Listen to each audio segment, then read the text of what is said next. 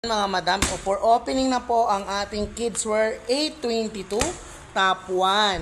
So, titingnan po natin ngayon kung ano po ang laman ng ating A22 top 1. Okay mga madam. Ayan po ang ating code madam.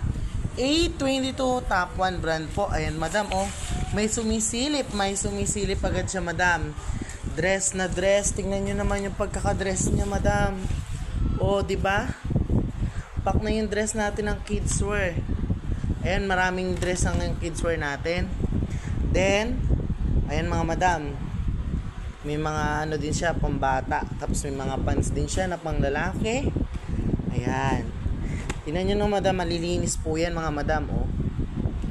Hindi ka nalugi dyan. Oh. May mga leggings din siya pambata madam. 0 to 12 years old po ito mga madam ha. May mga pang newborn din. Mix na po ito. Ayan madam. Napakakukulay.